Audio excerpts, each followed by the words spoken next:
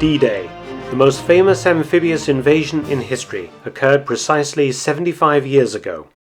What is largely forgotten is that the killing began 6 weeks earlier than the landings, and not in France, but off the coast of southern England.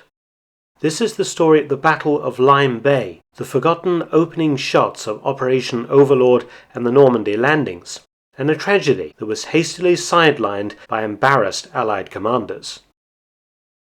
The massive Allied invasion of Normandy in June 1944 required not only careful planning and preparation, but also intense training for the hundreds of thousands of American, British and Canadian troops who would take part. That training had to be both thorough and realistic, and for one exercise in April 1944, simulation became horribly real with enormous loss of life. Slapton Sands, a wide stretch of beach in Devon on England's southwest coast, was ideal for practicing amphibious landings.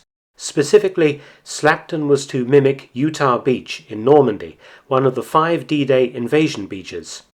Utah Beach would be the landing site of the U.S. 4th Infantry Division. Exercise Tiger lasted from the 22nd to the 30th of April 1944. Covering all aspects of the landings on Utah Beach, and would end with 30,000 troops coming ashore. The U.S. force taking part was loaded aboard tank landing ships, protected by a screening force from the Royal Navy.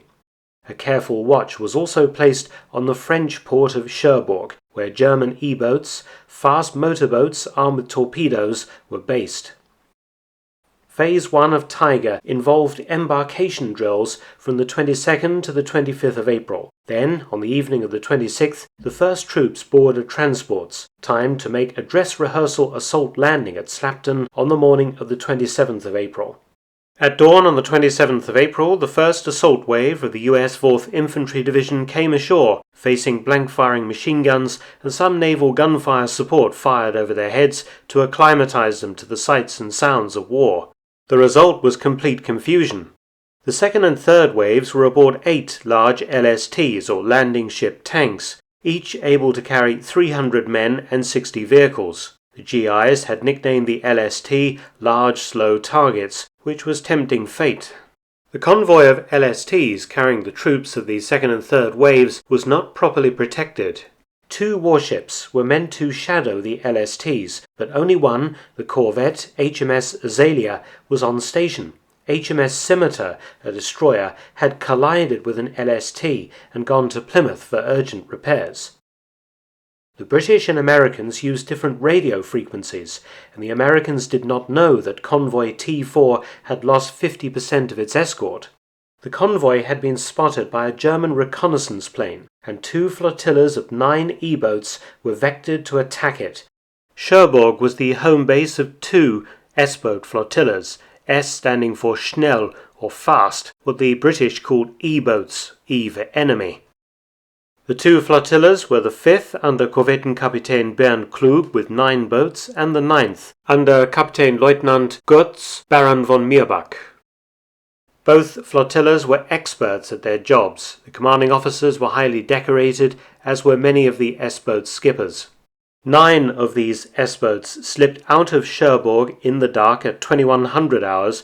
They managed to evade a small covering force of 3 Royal Navy motor torpedo boats and powered at 36 knots under radio silence, covering the 90 miles to break into Lyme Bay off the English coast. At 23:17, the S-boats broke up mostly into pairs to hunt. At around 01:30, S-136 and S-138 reported spotting what they took to be 2 destroyers at 2,000 meters and closed at speed. The destroyers were in fact American LSTs. S-138 fired a double torpedo salvo at the stern of the right-hand ship. S-136 fired a single torpedo at the other. Minutes later, explosions were seen. S-140 and S-142 identified similar targets, the same time, and opened with double shots at 1,400 meters, but no explosions were recorded. Meanwhile, S-100 and S-143, alerted by red tracer action to the north, closed at high speed and noted a tanker well ablaze. Both fired 2 torpedoes at the target, achieving a solid hit with one. S-150 and S-130 joined in, attacking a single target. On the American side, there was complete carnage. LST-289 was set on fire but managed to reach the coast. She had 123 killed. LST-507 was struck by a torpedo and was abandoned at 0230. Eventually the wreck was sunk by fire from a British destroyer.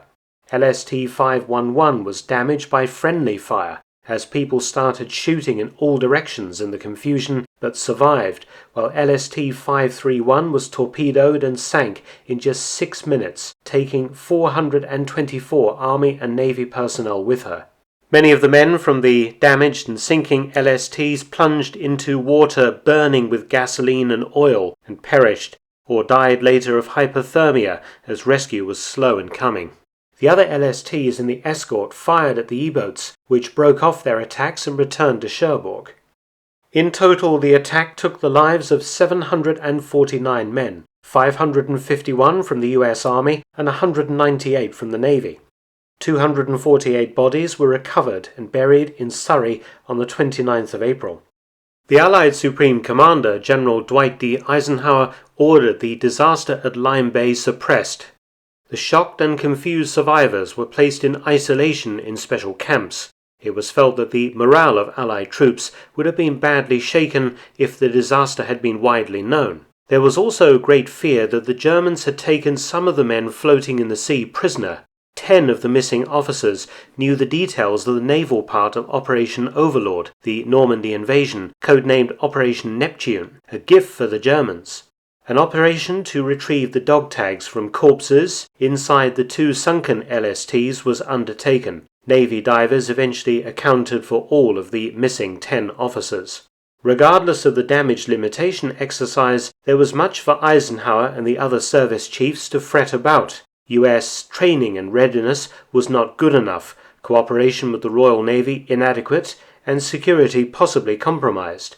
A statement concerning what had happened off Slapton Sands was eventually released in July 1944, a month after the invasion of Normandy had succeeded. But its significance was overshadowed by events in France and the victims of Exercise Tiger forgotten.